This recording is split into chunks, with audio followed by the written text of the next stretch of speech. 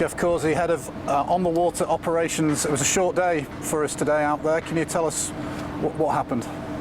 It was a good sea breeze day. We're into a nice pattern of that here in Palma now, which is making it easy to sort of get out and get what we need on any given day, really. So changes our days because we're not finding the best day in the week we can and going and trying to get a really long day. We're changing the focus to sort of shorter focused sessions, and then coming back in and using the rest of the time we have to try and take those learnings into the next day. So I think, we ticked most of the boxes today. So was it shorter than you were expecting? Was there a problem with the boat at the end, or? Yeah, probably we were cut a little short. We had a little issue towards the end of the day, and again, erring on the side of safety, given that I think we got what we wanted out of the day. Jeff, you've been involved in, I think you said this was your fourth Cup. How have you seen the America's Cup change over the years? We're now into this foiling age where everything seems to be happening very fast on the water. Yeah, JB and I were joking on the water today about the days when you could read a magazine while they were going downwind, and he got quite a bit of that under his belt. I only got really a season of that before we got onto faster boats. So the AC-72 class was my first sort of foray into a real campaign. So for me, it's been moving pretty quickly from the get-go.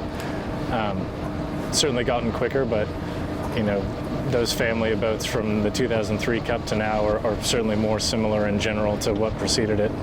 Different profile to the makeup of the team in terms of the staff and the personnel. Used to be lots of sailors and a small number of designers. Now it seems to have been turned on its head. Does that change the whole atmosphere? Yeah, honestly, I think that side of it, on the outside, the speed of the boats is what's noticeably more different, but probably fundamentally there's bigger differences in the way we approach the design of the boat, from simulation to just the technology, and the design tools that are available are so different, so much more advanced, especially with simulators now, that the amount of time that's spent doing work off of the water is so different to what it was, should I say, before my time. $1 million question, this 37th America's Cup, what's it going to take to win it, do you think? What's the winning team going to do differently to everybody else? I think that trend of